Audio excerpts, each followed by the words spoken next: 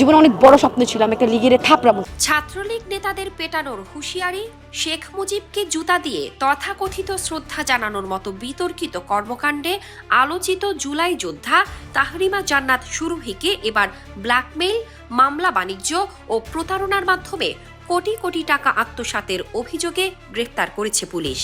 পুলিশের অভিযোগ অনুযায়ী সুরভি একটি সংঘবদ্ধ প্রতারণা চক্রের মূল নেতৃত্বে ছিলেন। ২৪ ডিসেম্বর রাত 10:30টার দিকে টঙ্গী পূর্ব থানার গোপালপুর টেকপাড়া এলাকার নিজ বাসায় অভিযান চালিয়ে তাকে গ্রেফতার করা হয়। গ্রেফতার হওয়া সুরভি ওই এলাকার সেলিম মিয়ার মেয়ে। মামলার এজাহারে বলা হয়, সম্প্রতি গুলশানের এক ব্যবসায়ীকে জুলাই আন্দোলন সংক্রান্ত মামলায় জড়িয়ে দেওয়ার হুমকি দিয়ে প্রায় ২.৫ কোটি টাকা আদায় করে এই চক্র। তদন্তে উঠে আসে, সামাজিক যোগাযোগ মাধ্যমে ভাইরাল হওয়া সুরভি এই প্রতারণা চক্রের নেতৃত্ব দিচ্ছেন। পুলিশের প্রাথমিক তদন্তে জানা গেছে, চক্রটি ইতিমধ্যে বিভিন্ন ভুক্তভোগীর কাছ থেকে ব্ল্যাকমেইল ও চাঁদাবাজির মাধ্যমে প্রায় ৫০ কোটি টাকা আদায় করেছে।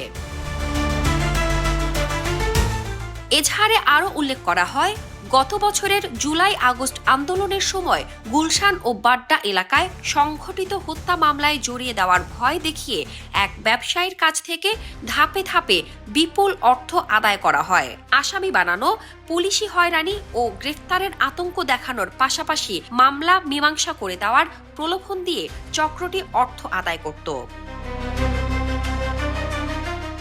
ঘটনার সত্যতা নিশ্চিত করে টঙ্গী পূর্ব থানার ভারপ্রাপ্ত কর্মকর্তা মেহেদী হাসান জানান, সুরভির বিরুদ্ধে কালিয়াকৈর থানায় নাইমুর রহমান দুর্জয় নামে এক যুবকের দায়ের করা মামলায় গ্রেফতারি পরোয়ানা ছিল।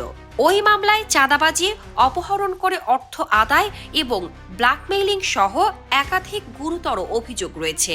এছাড়াও তিনি বর্তমান সরকারের বিভিন্ন উপদেষ্টা এবং সেনাবাহিনী প্রধানকে নিয়ে সামাজিক যোগাযোগ মাধ্যমে নিয়মিত কুরুচিপূর্ণ মন্তব্য করতেন বলেও জানায় পুলিশ। প্রতারণা চক্রের মূল হোতা হিসেবে অভিযুক্ত সুরভি গাজীপুরের ভাওয়াল বদরে আলম সরকারি কলেজের শিক্ষার্থী বলে জানা গেছে।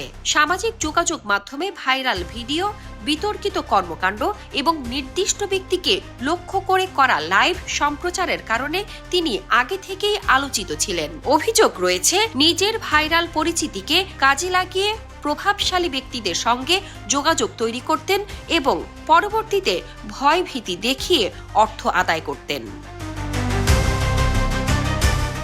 শামসাদ শাহনীন, দৈনিক আওয়ার বাংলাদেশ।